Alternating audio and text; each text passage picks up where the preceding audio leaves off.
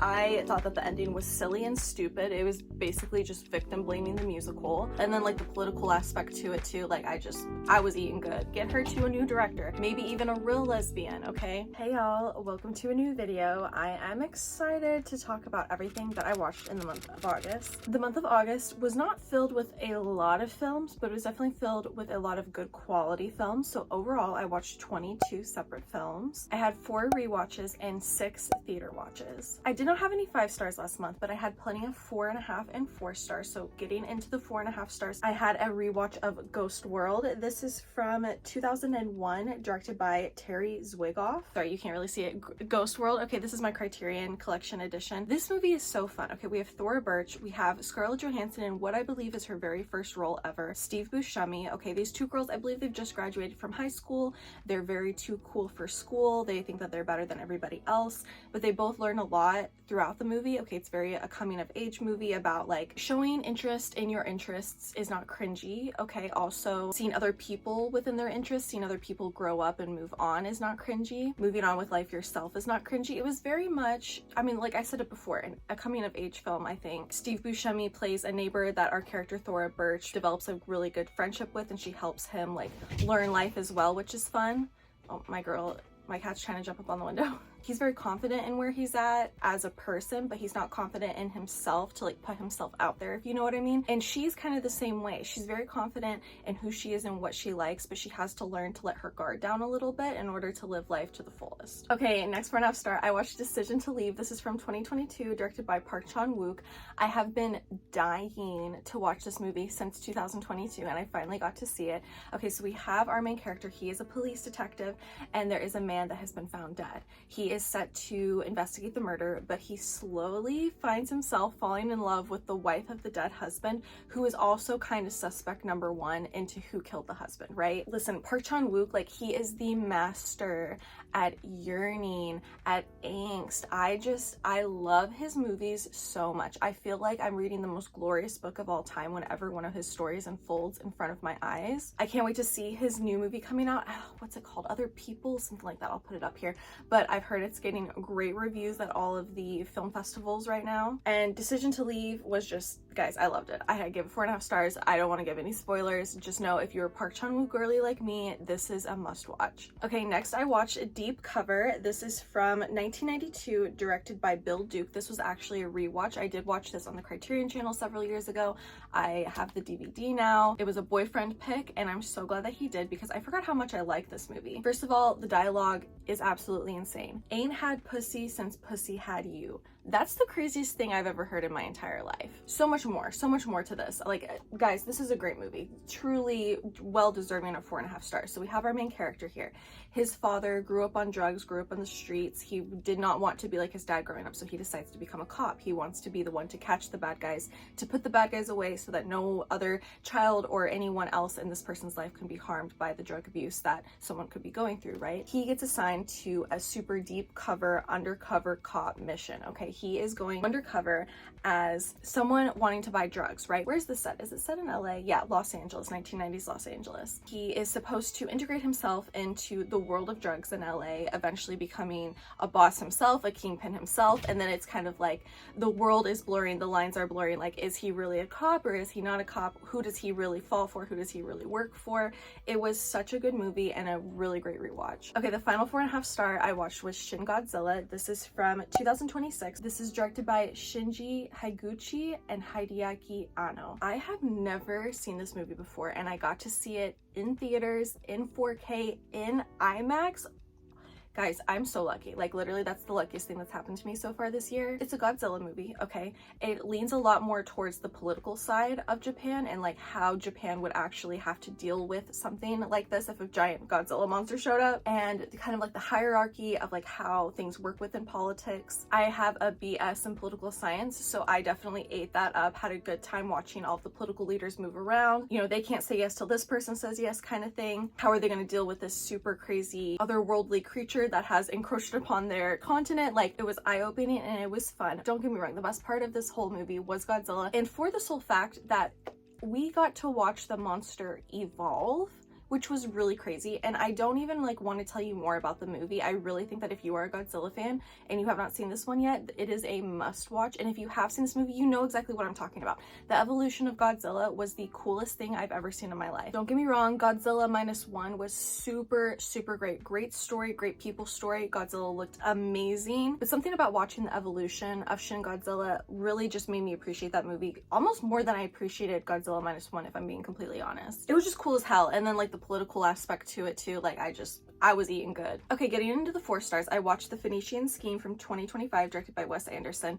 This is probably one of my least favorite Wes Anderson films. I would say this one and The French Dispatch are at the bottom for me. I did not care about this one. I really didn't. The cast, of course, was great. It looked cool. The camera work was my favorite part of it. But as far as the story goes, I didn't have a great time. So we have this really wealthy businessman who probably has been dealing with a lot of schemes in his life. Okay, he's about to die and he decides that he wants to put his daughter into his will. His daughter like wants nothing to do with him. In fact, she's even joined a nunnery to just like escape any semblance of the same life that her father had. And it's more of like coming together story like between a father and a daughter, and like I just didn't like it. I really just didn't care for it. I still give it 4 stars because Wes Anderson like does not fail on the production side of things. The cast did a great job. I just truly did not care for the story. The very next 4.5 star was another Wes Anderson film. I finally watched Rushmore for the first time from 1998. This stars a very young Jason Schwartzman, which is funny because he just perpetually looks like he's 35 years old. And I solely believe that's the reason why he was casted in Rushmore, because they needed someone who looked a little bit older than like an 18-year-old kid. But no, he was 18 at the time of filming, which is cool. So Rushmore is about, wait, is Rushmore the name or the school? I don't quite remember. I believe Rushmore is the name of the school, and he loves his school. Okay, Jason Schwartzman's character, Max, loves his school. He's not even like trying to graduate. He's actually trying to fail his classes so he can stay in school longer. He is the owner of all these clubs. He's the president of all these clubs. He loves just like the whole social aspect of school, and he's really good at it. He's really good at playing the social game. There's a teacher that he starts to kind of have the hots for. Okay, he starts being a little attracted to her, but he's clearly a student and she's very professional. But there's another man played by Bill Murray who is kind of lost in life, and he really looks up to Max's love of life, right? And Max tries to set him up with the teacher, but then Max falls in love with the teacher, and so they're both fighting over the teacher, and that's really cool. Like, the whole story of the film was great. Like, it was super different from how I felt with the story of The Phoenician Scheme. Rushmore was great. Rushmore was definitely a better movie in my opinion, even though I still give them 4 stars. Like, here's the thing, with Wes Anderson, like, I don't think I'll ever physically be able to give less than 4 stars, just because the making of the movie and his ideas and his vision is just otherworldly. Like, he's above the game and everyone else in that aspect. Rushmore did have a great story, and Jason Schwartzman is just cool, and so is Bill Murray. I love when Bill Murray is in a Wes Anderson film. Okay, next I watched Weapons. This is from 2025, directed by Zach Cregger. I watched this twice in theaters, and upon my second viewing I did give it a lower score, but I'll get into that. So with Weapons, we have the story at 2:17 a.m. one morning. Every child out of one classroom left their house. Okay, like doorbell footage, camera footage shows these kids just running outside of their house at 2:17, never to be seen again. They're suddenly missing. Okay, the teacher shows up to work the next day. The classroom is completely empty except for one kid. One kid named Alex, I believe, did not go with the rest of the class. So it's like this mystery. Why is Alex here? Why only her classroom?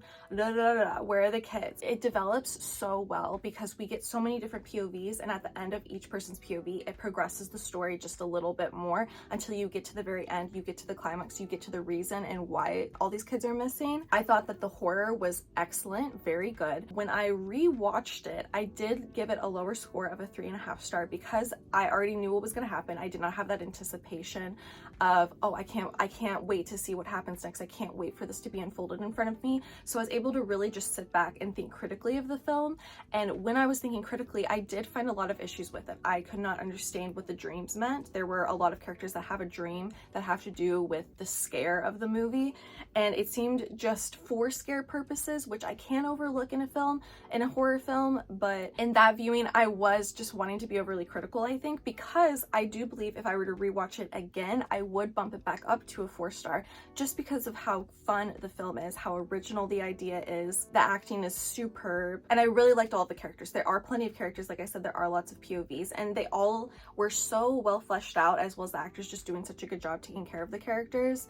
and you can critique it, you know, all you want. There are issues that I had with it, plot issues, but at the end of the day, I'm watching this movie to have fun. So if I were to rewatch it, I would bump it back up to the 4 stars. But that was Weapons. I had a great time. Super fun horror movie of the year. Next, I watched Black Swan. This was an IMAX rewatch from 2010, directed by Darren Aronofsky. I wrote down his only good movie, and it's a complete ripoff of Perfect Blue, which I hear is an even better movie. Therefore, this man is not a good filmmaker to me. I do not like Darren Aronofsky's films. The only one I haven't seen yet is Requiem for a Dream. I am interested in seeing how I would like it, but listen, his other films, not for me. I don't care. I do not like them. And I think Black Swan is his best film, but like I said, it's just a ripoff. So how good of a filmmaker is he really? The Black Swan, okay, listen, I hope you've seen this movie. I hope you've seen The Black Swan. So Natalie Portman, she is part of a dance company, a ballet company, and she is fighting for her life to land the role of Odette in Swan Lake. So she has to play the White Swan and the Black Swan,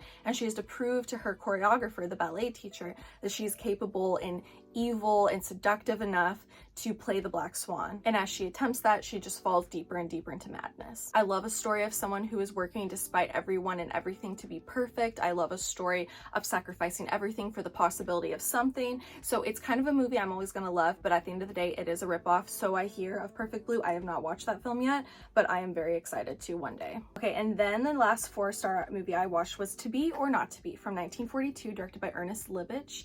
This was so fun. A theater troupe during World War II, I believe that they are Polish, they are in Poland when Hitler invades Poland. They are doing a play about Hitler at the time that it's happening, and they somehow infiltrate the Nazis and the army because they have that man who looks like Adolf Hitler, so they're just like infiltrating, but it's super funny. It was super also just eye-opening, like one of the greatest lines of all time. He says something like, "If you prick us, do we not bleed? If you tickle us, do we not laugh? If you poison us, do we not die?" Meaning like we are all people, like we're all human beings, we're all humankind. Like how dare you think that you're better than us? At the end of the day, we all bleed, we all laugh, we all die. So it has that message that was so needed during the 1940s. So it does come back to the war, the sentiment that we are people, we are all humans at the end of the day, and to treat one another with that kind of respect. So it has a good message. It's super funny. I had a great time watching it. It's a very well loved and well highly rated movie, and if you have not seen it, I would definitely suggest that you do that. All right, getting into the 3.5 stars, I watched Together from 2025, directed by Michael Shanks. Actually, my legs are falling asleep, so this is now the part of the video where I get down on my butt to sit. As the feeling is coming back into my legs, let's talk about Together. So this was a theater watch. It stars Dave Franco and Alison Brie. I believe that they are still husband and wife. I can't say I hated it, okay? I enjoyed the obsession aspect of it, okay? I enjoy the codependent story behind it. The ending was crazy, okay? The very last shot of this movie goes crazy. So basically we have these two people, they move to a new town, they get lost outside in these woods, they fall into like this well of sorts, and they drink from the water. When they come out of the well, when they come back to their house, they can't stay apart and they find themselves sticking together. Like they fell asleep next to each other outside, and then their legs were stuck together, so they like peel their legs apart. At one point they have sex and they can't get apart. That was a crazy scene. There is a lot of body horror. I thought that overall the horror aspect of the film was really good. I just like, it was a movie that was fine, you know what I mean? I'm not gonna buy it. I had no desire to go see it in theaters again. I didn't even like tell my friends to go watch it. That was Together. The next 3.5 star movie I watched was actually a better one that I enjoyed a little bit more. The Last Showgirl from 2024, directed by Gia Coppola. This is that movie starring Pamela Anderson. I had a great time watching it. She's literally the last showgirl. Their company is falling apart. She is an older showgirl. Where is this set? Is this set in Vegas? I want to believe it's set in Vegas. There are a lot of younger girls coming up, and a lot of the shows nowadays are a lot more raunchy. They don't have that sweet, beautiful, pretty, feminine aesthetic to it that showgirls had back when Pamela Anderson's character first got started into it. You know, sure, they're in a bikini or they're wearing revealing clothing, but the show is very respectful, and a lot of people call it like a grandma show nowadays because people want to go to Vegas to see a lot more skin, a lot more sexuality. You know, they want these women to be more objectified than they already are, and Pamela Anderson is like having to deal with that she's probably not going to be able to be in this industry anymore. Overall, I thought the story was really good. It was a really dreamy movie. It looked very beautiful. The next 3.5 star movie I watched was Shallow Hal from 2001, directed by Bobby Farley and Peter Farley. This stars Jack Black and Gwyneth Paltrow. And listen, I understand the problematicness of this movie. I do also completely understand that it was made in 2001, so my expectations are already extremely low. But we have this man named Hal who's extremely shallow, okay? If a woman is not beautiful immediately upon the first second that he looks at her, she's garbage. He doesn't want to have anything to do with her. Meanwhile, he looks like, which is funny given the way that the men who are going after these women look, like y'all aren't super special looking yourself, you know what I mean? But I can't remember how it happens, but something happens, like he hits his head, a curse happens to him, something like that, where he is no longer able to see women for how they look on the outside. Instead, he's able to see how they look from the inside. So for instance, he's going to get a cab, but this other girl is looking for a cab, right? So he's like, oh, we'll just share the cab.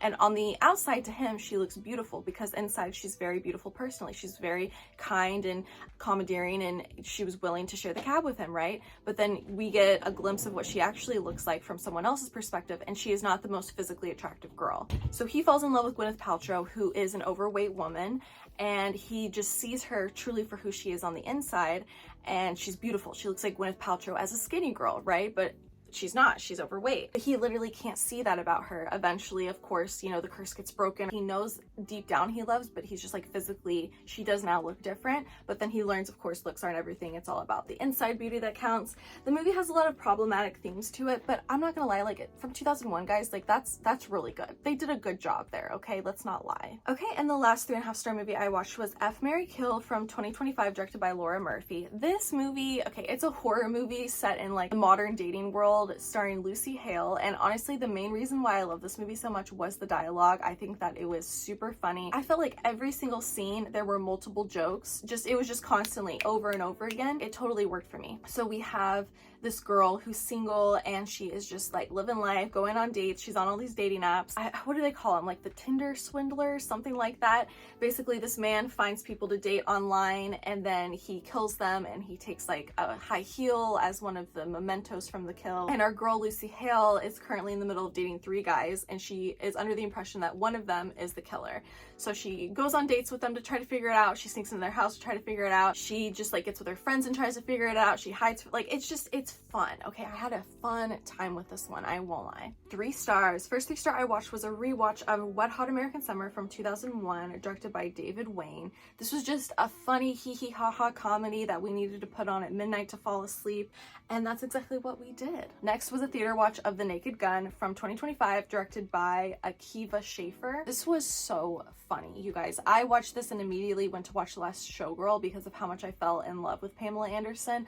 I did not grow up like with her around my household in any way, shape, or form, and so now to be introduced to her as an adult, like, I just love her. I have so much respect for this woman. I think she's just really exemplary and a good role model, honestly, especially because she's just learned a lot. Like, she's had a lot of life to live, and I think that you can learn a lot from her experience. But anyway, The Naked Gun is super fun. Okay, we have, I don't even remember his name. All I can think about is Pamela Anderson, but it's just a remake of The Naked Gun. Super funny, comedic, like a joke on every page, and there's a lot of physical jokes, whereas like F, Marry, Kill was a lot of like verbal jokes. The Naked Gun had a lot of physical jokes, like he's just ripping people's arms off and then hitting other people with their arms, you know what I mean? Like, it's The Naked Gun. If you've seen one, you've seen them all, but you should still keep watching them all because they're super funny and entertaining. Next 3 star was Date Night from 2010, directed by Sean Levy. Honestly, I would give this one a lower star rating now that I think about it, because I barely remember this movie. I know it starred Steve Carell and Tina Fey, and they go on a date and they want to get into this nice restaurant, so they just kind of like quickly look at the list and they're like, oh yeah, that's us, like the Frobisers, like that's us. But then someone is trying to look for that family name, and they are like assassins and they're trying to kidnap them. There's a drug bust, and so they get confused for someone that they're not, and then they just have to survive and then get back home to their kids at the end of the day. I don't know, like, I really don't remember a lot of it. Next 3 star, another one I don't remember super well. I mean, I remember the basis of it, I just don't have a great time with it. So that was Borderline from 2025, directed by Jimmy Warden. And listen, who is this? Is this Samara Weaving? Wait, let me check. Girl, I am connected to the internet. Okay, apparently I have no internet anymore, so I can't double check it, but I will confirm whoever this girl is, this girl right here, she's in so many horror movies this year. She literally is in another one that just came out. But anyway, Borderline, she is a pop star, and there is a man who is trying to kidnap her, slash he's he's obsessed with her and he wants to break into her house. He thinks that they're like a couple. He's just very like messed up in the head. And literally overall, I did not have a great time with it. I don't even know why I gave it 3 stars. I can't even check my review because I have no internet. Okay, I was able to check my Letterboxd review on my phone real quick. So basically what I can remember of it, it felt very boring to me. It felt very lackluster. I didn't feel like the bad guy was a real good bad guy. He didn't do much. And the only reason why I bumped it up from a 2.5 star to a 3 star was because the comedic timing was really good. And I do remember a lot of moments being funny just because the timing was good. But overall, like, it was a missed opportunity just because the bad guy was not actually that bad. I wish that he had done more. He just wasn't convincing enough for me, I guess. But that was borderline. Next, I watched Anchorman, The Legend of Ron Burgundy from 2004, directed by Adam McKay. This is the first time I've ever watched Anchorman. Okay, listen, I get it. It's a classic. If you grew up during that time and you watched the movie when it came out, you love this movie, you quote this movie. I've seen it on Facebook multiple times, many memes on Facebook about this movie.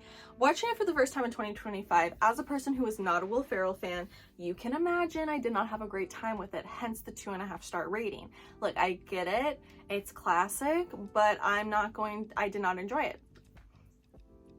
It's just a funny hee hee ha ha comedy that did not hit for me, and that's okay. Okay, we have 4 movies left to go, and the 2 stars, I watched Upgrade from 2018 from Leah Whannell. Okay, this is a movie about a man who loses it all in an accident. He isn't able to walk, he loses his wife, and then this billionaire company comes around and they're like, we can give you, I don't know, advancements to your life and to your health and to make you good again to go. I don't know, guys, I really did not enjoy it. I thought it was really boring. I couldn't wait for it to end.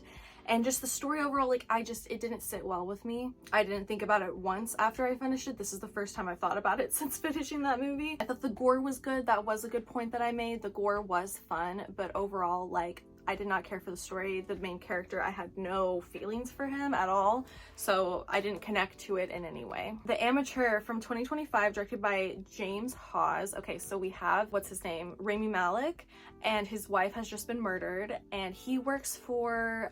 what does he even do? He's definitely like kind of a government, like CIA kind of worker, but he works like behind the scenes, right? Like he's the one behind the computer doing all this. He's actually had no experience, like boots on the ground doing FBI work. Like he's never held a gun before. He doesn't know that kind of thing. He's an amateur, if you will, but he's very tech savvy and he uses his knowledge the way that he can to get revenge on the bad guys who killed his wife, because the government is not going after them, and in fact he believes that the government has something to do with it, so he can't even trust his own job, his own co-workers, and he's just trying to get revenge on the death of his wife, and he kills them off one by one doing tech work. And it was kind of cool. Like, I had fun, but overall, like, it wasn't a good movie, guys. Ooh, then I watched Honey Don't from 2025, directed by Ethan Coen. This was the last theater watch of August of last month, and I did not enjoy this one at all. I need Ethan Coen to get his claws out of Margaret Qualley because he does not deserve her. I'm tired of him directing her to get naked and have lesbian sex. I'm tired of it. Get her to a new director, maybe even a real lesbian, okay? I did enjoy this one more than Drive Away Dolls. With Drive Away Dolls, her character was so insufferable, and at least with Honey Don't, I was able to enjoy and appreciate her character a little bit more. But we have Honey, okay, she's a private investigator. It's an Ethan Coen movie, okay? It's a Coen Brothers movie, and that in the way that the story just kind of unfolds as you keep watching it. You're kind of dropped into the middle of a scene, which I think is cool, and then you have to just like discover the mystery around it as the movie progresses. She's a private investigator. They come across a death of a woman. They're trying to figure out the death of like why she died. The church is involved, but maybe the church isn't involved. Who actually killed this woman and is killing other women who are involved with this church? I don't know, guys. Listen, I thought that the ending was silly and stupid. It was basically just victim blaming the musical. I didn't enjoy much of the characterization. It just felt very flat and broken. Like I said, the whole ending of it was stupid. Just stupid, like that's the best way I can put it. Okay, and then the final movie I watched, this is a 1-star review of Locked from 2025, directed by David Yarovesky. David Yarovesky. This stars Bill Skarsgård as a little petty thief who looks for unlocked cars. Okay, he's looking for an unlocked car to steal any little money out of, any little food out of, like whatever, anything he can pawn. And he gets into a really nice SUV and he's locked inside. Okay, it's one of those movies that is one atmosphere, one room, everything happens in this one place with usually 1 or 2 actors.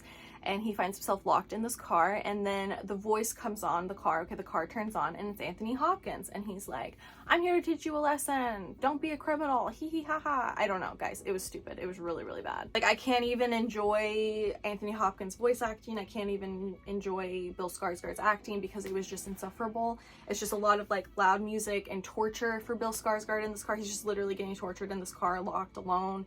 There's one camera, one screen. There's not one camera. There are multiple cameras in the car that do film him, but I did not have fun. I did not think it was a good movie. But yeah, guys, that was everything that I watched in August. Thank you so much for watching this video. Did you see any of these movies in theaters last month? If you've seen Weapons, I would love to know your thoughts on it. How much did you love it? Did you hate it? I really hope you didn't, because I think that it was a really good horror movie. That's just my opinion though. I would love to hear yours. If you are a returning subscriber or a returning viewer clicking on another video of mine, thank you so much for doing that. That is super, super awesome of you. Thank you for the support. I really, really do appreciate it. If this is your first time ever viewing a video from me, or you have watched others and you have not subscribed yet, consider subscribing so you don't miss any other book or movie content that I make in the future. If you like this video, give it a like, and that's it. I will see you in the next one. Bye. Mwah.